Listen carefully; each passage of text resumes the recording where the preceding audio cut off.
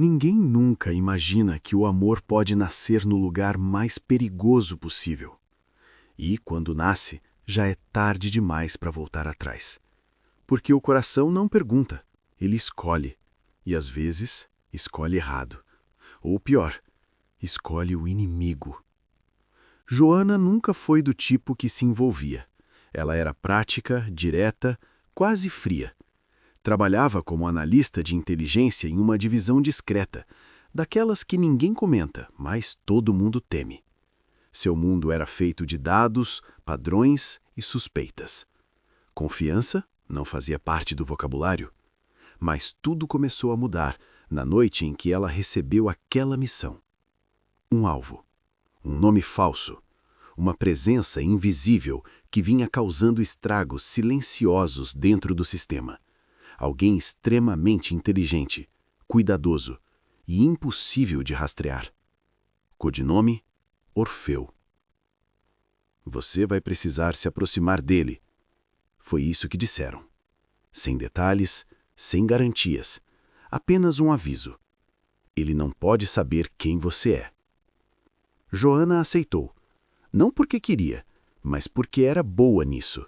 Se infiltrar, observar, se tornar alguém que não era e desaparecer antes que fosse tarde. Sempre funcionava. Sempre. Até que ele aparecer. O primeiro encontro foi um acaso, ou pelo menos parecia. Um café pequeno, escondido entre prédios antigos, com luz baixa e cheiro de livros usados. Joana estava sentada no canto, laptop aberto, fingindo trabalhar. Na verdade, analisava rostos, movimentos, possíveis padrões. Até que ele entrou e tudo mudou. Ele não parecia perigoso, nem de longe.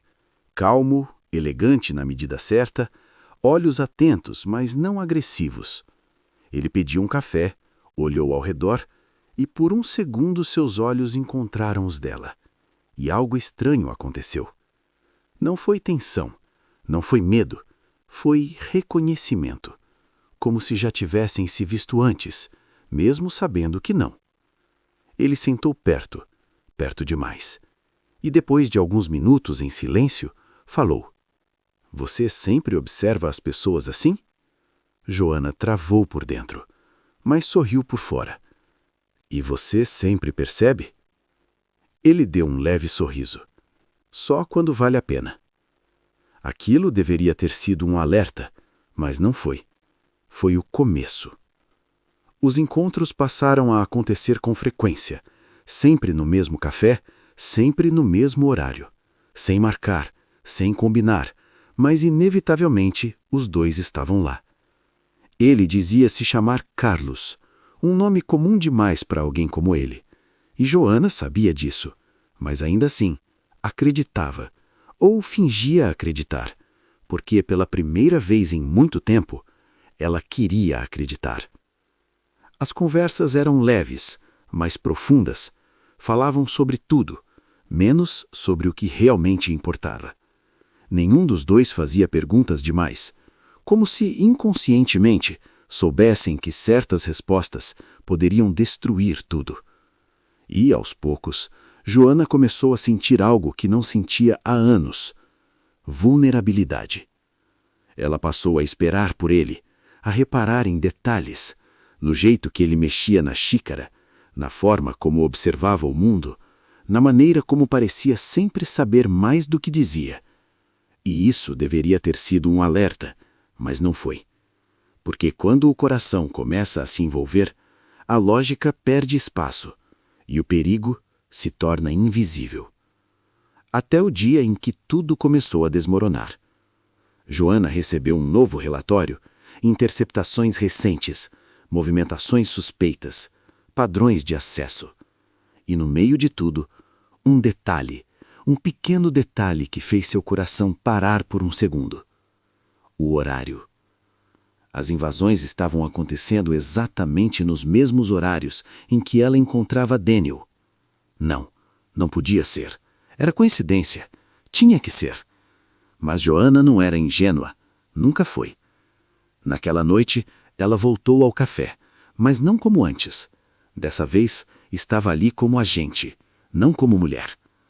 Carlos chegou, como sempre, pontual, tranquilo, e sorriu ao vê-la, como se nada estivesse errado. Você está diferente hoje, ele disse. Joana respirou fundo. Estou cansada. Mentira. Ela estava com medo. Durante a conversa, ela testou, fez perguntas indiretas, observou reações, tentou encontrar falhas, mas ele era perfeito demais. E isso só piorava tudo, porque ninguém é perfeito, a não ser que esteja escondendo algo. E então veio o momento. Ele olhou diretamente nos olhos dela, mais sério do que nunca, e perguntou: Você confia em mim? Aquilo atravessou Joana como uma lâmina, porque a resposta importava mais do que qualquer missão. Ela hesitou por um segundo, um único segundo que pareceu uma eternidade, e respondeu: Sim.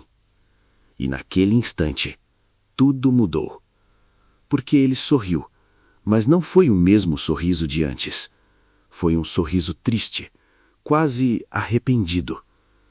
Então, você não deveria. O mundo de Joana parou. Do que você está falando? Ela perguntou, tentando manter a voz firme, mas por dentro, tudo já estava quebrando. Ele encostou na cadeira, respirou fundo e disse calmamente: Você demorou mais do que eu imaginei. Silêncio. Para perceber. Joana sentiu o sangue gelar. Você sabia?